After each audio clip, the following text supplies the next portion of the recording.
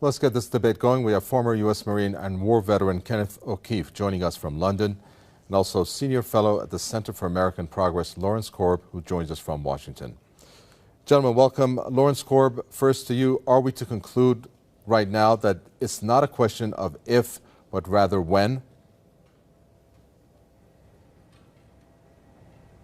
Well, I think so. I think we're talking about very limited strikes that will not attempt to tip the balance of the war, but simply to send a message to Assad and the world that given the Rome Statute, the Geneva Accords, and the international ban on chemical weapons, that they're simply not acceptable to be used.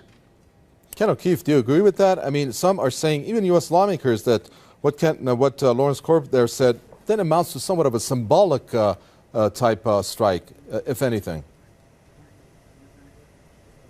Well, I don't agree at all. First off, how is it possible that anybody with any kind of sanity would consider the United States or Britain or the West in general to be in any kind of position to be punishing anyone for any illegalities? If we want to take a look at Iraq, there is at least 1 million, probably even close to 2 million dead. We invaded that country, destroyed it, created millions of orphans, millions of refugees, and never even so much as apologized for that. Let's go back to Vietnam, where we dropped 20 million bombs, more than all of World War II combined. We have destroyed so many countries. We have tortured and killed and maimed and raped around this planet. Who in the hell in their right mind would consider the United States or the West in general to be in any position to punish anybody? Never mind the obvious facts that this is a false flag attack and a long list of false flag attacks, which let's get into that, please. Yes, we will. And we'd like to get into the issue of morality here, Lawrence Korb, if we can. The U.S. Secretary of State John Kerry described the use of chemical weapons in Syria, and I'm sure you're familiar now with this adjective, moral obscenity, as he said. And I'm sure you've heard about foreign policy, how they revealed one day before that speech the declassified CIA files showing that back in the 80s Saddam Hussein was actually aided by the U.S. in terms of the chemical attacks that it exercised on Iran. Can you speak a little louder? You're fading in and out here. Okay. I'm talking about the moral obscenity adjective that U.S. Secretary of State John Kerry described. I'm looking at that and how that just a day before that speech, foreign policy came out and showed proof that the CIA was involved in the chemical attack that Saddam Hussein exercised against Iran. Doesn't that, in a sense, show the hypocrisy that's involved when we're talking about the morality of the use of chemical weapons, when the CIA itself was involved with the chemical attacks that Saddam Hussein used against Iran? Well, there's no doubt about the fact that they knew that Saddam would use the chemical weapons and didn't speak out when they were wrong back then. But that was before the international treaty banning chemical weapons, which doesn't come till the 90s. And so it's a different era. You have a treaty that went into effect in 1993. What you're talking about was back in the early 1980s. But you're right. The United States and other countries should have spoken out about the use of chemical weapons. We didn't use them, but we knew that Saddam was going to use them against the Iranians to prevent a breakthrough in that war. Ken O'Keefe, it's kind of ironic that you have the UN Secretary General Ban Ki-moon and the UN Special Envoy Lakhdar Brahimi. Practically, if you really look at it, they're almost begging for the U.S. and its allies, including France and the U.K., to go through the Security Council in order to get backing for this. But of course, you're saying let the chemical investigation by the UN inspectors take place and for results to come out. I mean, what does that mean in terms of international law, what the U.S., UK, and France in particular are pursuing here? Well, we don't operate under international law. What we have is the color of law, the law of the jungle, in which the rich and the powerful basically determine what goes and what doesn't go. Iraq is a perfect example of that. Why isn't Tony Blair and George Bush rotting away in a prison cell for the rest of their lives? Because the law is not being applied. These are war criminals and they should be in prison for the rest of their lives, if not executed, if their own rules were adhered to for their own crimes. Not only that, but we need to really understand the truth here. First off, all of these players, these politicians, are nothing more than puppets. They don't serve the people. There is no real democracy. They really serve the rich and powerful who run the world, and that would be the bankers who control the money supply. The bankers, of course, make huge amounts of money. Whether they make bad investments or not, wars are great for them, and ultimately they control the politicians, and that is why we see these policies. Obama and Cameron are nothing more than puppets who read the script, and the script is, we need another war. And the reason why we need another war, according to these psychopaths who are running the world, is because more and more people, despite the clueless masses who continue to be entranced by things so ridiculous as X Factor and American Idol, there is larger numbers of people around the world who are realizing the truth and beginning to recapture the capacity to think for themselves. And they can see that these people who are being put in positions of public trust are defying that trust and representing an agenda which they could never speak about openly, because they're nothing more than prostitutes and nothing more than minions for the powers that be. Lawrence Korb, you talked about what was a limited strike. I'm looking at some of the statements that are coming out from the U.S. officials, and they have this particular two that I'm going to refer to said they want to remain anonymous. But AFP reported, if there is action taken, and I'm quoting, it must be clearly defined what the objective is and why, and based on clear facts. Does the U.S. have that right now? Well, again, that's what the president has made it very clear, and the people around him, they don't want to get involved in this war and pick one side over the other. In fact, President Obama has been criticized for not getting involved in this war at all. And what they're talking about are limited strikes that would deal with the headquarters of the people who ordered these chemical strikes, deal with the communications nodes of the people, not the chemical weapons themselves, because that would create all kinds of problems. But they also said, this is the other anonymous U.S. official, that it's going to be more than a single set of military strikes, and the options are not limited just to one day of an assault. It kind of goes against what the U.S. has said. What are we looking at here? There's got to be some kind of clarity coming from perhaps somebody like you from the Center for American Progress that has an idea about what the intentions are behind the strike. It can't be just they're going to go in limited basis, then sit back and have the status quo continue. I mean, is that really, does that sound feasible or logical even? Well, I think their intention, they've got 4 destroyers. Each of the destroyers has 24 missiles, so you're talking about 100 missiles all told. They've been very clear they're not going to use aircraft, and my guess is they will go in and strike the headquarters of the groups that control these chemical weapons, some of their communications facilities, some of the troops that have been involved in this, and basically send that message. Now, if Assad government should decide to ignore that or use chemical weapons again, then I think you would see further strikes. But the intention here is to send a signal that after the treaty that bans the use of chemical weapons, these will not be tolerated anymore. The United States not trying to get involved in this war. In fact, the president's been criticized by some of our allies and people here at home for not doing more. You know, it's very interesting, Ken O'Keefe. I don't know if you caught the presser that Bashar al-Jafari, Syria's envoy to the UN, had earlier, a couple hours back, and he said this is all because of Israel. Israel is actually responsible behind the uprisings from North Africa throughout the Middle East. And this is a push by Israel onto the U.S. to basically go and attack Syria. What is Israel's role in this, Ken O'Keefe?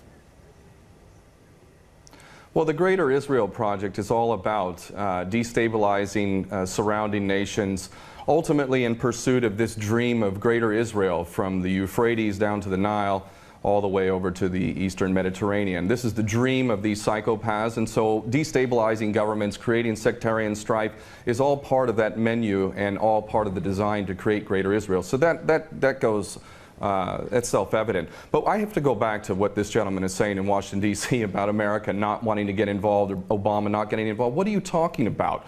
We have been arming people directly who are Al-Qaeda. Al-Nusra Front is Al-Qaeda. These people are psychopaths to the worst order. They're conducting suicide attacks. They're gassing people. We know, Carla Del Ponte said in May, that it was the so-called rebels in Syria that were using sarin gas, not the Bashar al-Assad regime. No, it was not. We know that the United States president is arming people who are on the U.S. terrorist list. He should be convicted of aiding and abetting, giving material support to a terrorist organization. But then again, you know what? We, the West, the United States in particular, Israel and Britain, are the biggest terrorists on the planet. So our little junior partners in Al-Qaeda, which is nothing more than a CIA database, thus the name Al-Qaeda, this is nothing more than a group of terrorists working together, each playing one different role, but all of them working together for the same goal, which is to maintain this hideous and sick and twisted, unjust world that we have, which is a perpetual state of war.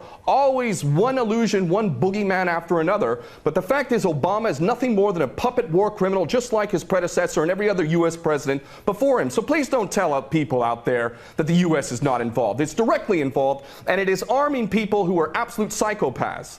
Lawrence Korb, your reaction?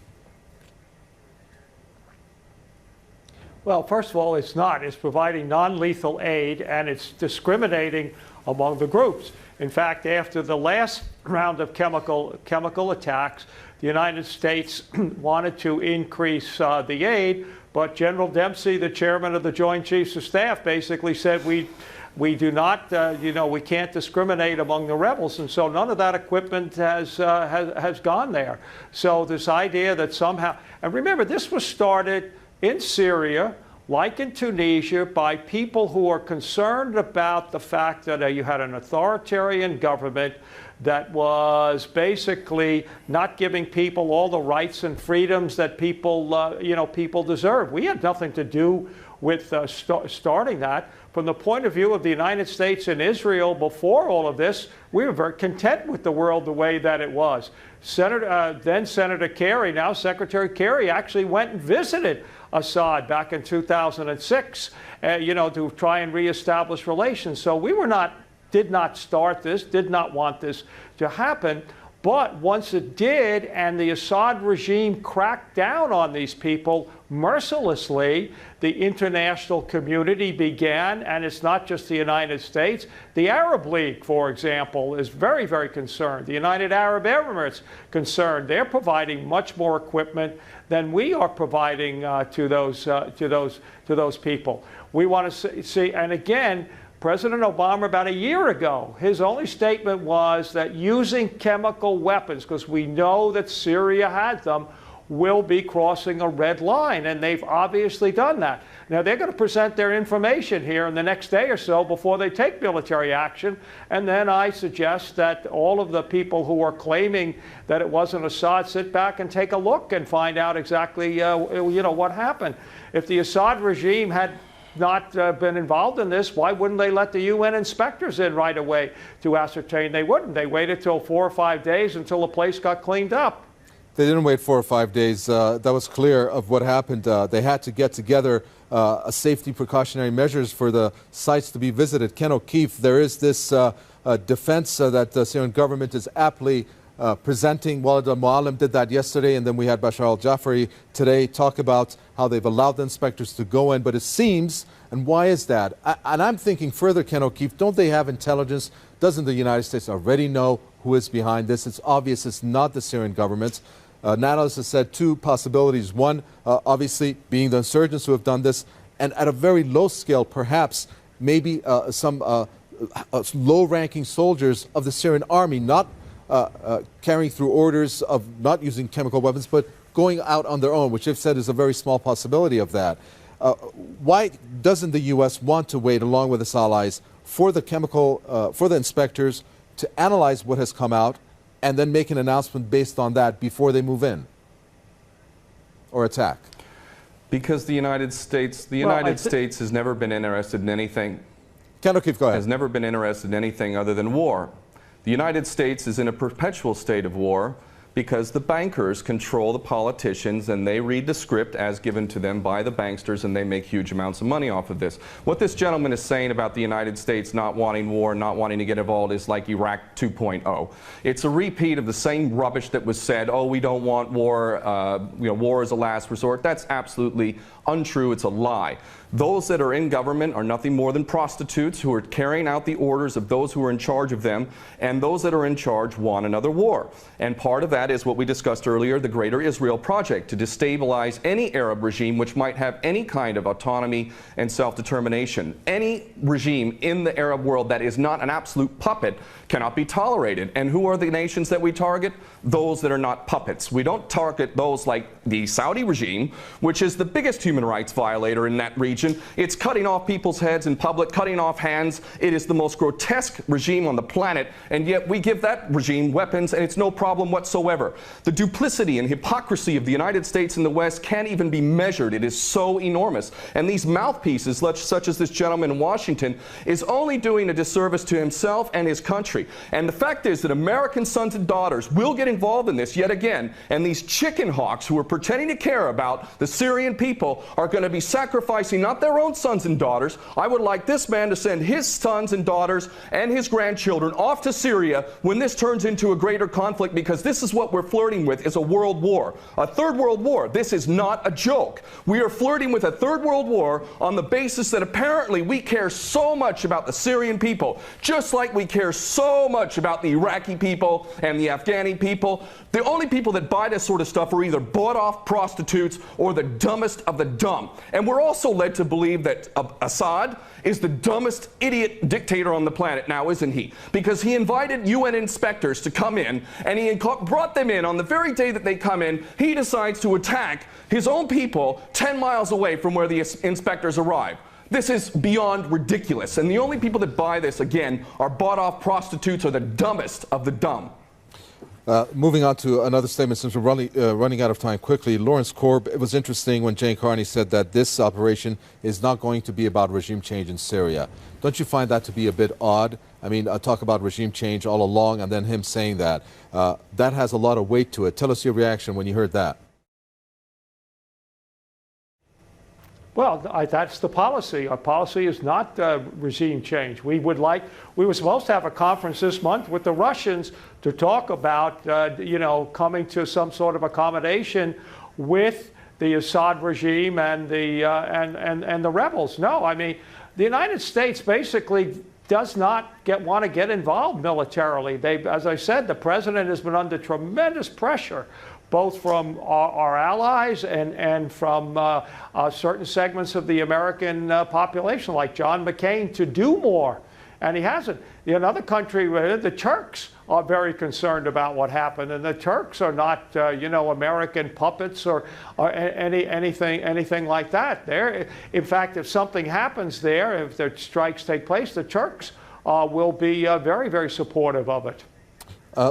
Ken O'Keefe, we've alluded to this throughout this conversation and debate, but there are many who are not buying the U.S. Viewpoints. They're not buying what the U.K. and France are doing along with the U.S. because they're saying that what the U.S. is saying, limited in scope, is not going to hardly cripple Assad's sizable military infrastructure and forces unless this is a wider scale war. Do you think that's what we're looking at? Well, there's no question that they don't intend for limited strikes, and that's not going to do anything. They want to go in full scale. That's the plan. Of course, they'll use pretext to be able to justify the initial attack, and then they'll concoct more things to justify a greater involvement. The Daily Mail reported here in the UK, and it's commonly understood to those who are paying attention, that defense contractors, leaked emails from defense contractors proved that there was already an approved plan from Obama down to give these psychopath terrorists, al-Nusra Front, chemical weapons. We know that al-Nusra Front, 12 individuals in Turkey were caught with 2 kilos of sarin gas. Where did they get that from? And this is, you know, clearly a false flag. We understand this to be true, and it's the only way that they could justify an attack at all. And I have to say, I'm happy that the gentleman in Washington mentioned Dempsey, General Dempsey of the Joint Chiefs, because I'll tell you what, more than anything else, it is the true American patriots, those who are sick and tired of having given up their life to basically serve the American dream, the American nation, the Constitution that they swore to uphold. It's those military men and women. It's you now. It's coming to you now. Are you a patriot or are you not? Are you going to let your nation descend even further into the chaos and corruption that has been so sick and so twisted that it's destroying American lives as well as the rest of the world, to the tune of 22 American servicemen a day who are committing suicide? Are you going to sacrifice more of your American sons and daughters for Israeli wars, for Zionist wars? Are you going to continue to do that because you are not a patriot? You are in fact aiding and abetting the terrorists you supposedly think you're fighting against. And those Americans who are waking up to this, I hope to God, in the military in particular, that you refuse your orders. And this is why the people of America who are refusing to buy this nonsense, the overwhelming majority do not support any kind of attack on Syria. And in those in the military, I know that the powers that be are very, very frightened that high-ups within the military will refuse the orders. And I hope this is exactly what happens if an attack on Syria occurs. Very well. We're going to leave it there. Thank you very much, former U.S. Marine and war veteran there, Ken O'Keefe, talking to us from London. And thank you very much from the senior fellow at Center for American Progress, Lauren Korb, who spoke to us from Washington. Any questions, comments, do send it to us. Newsroom@presstv.r is our email address. From Mika and the team here in the capital, Tehran, it's goodbye.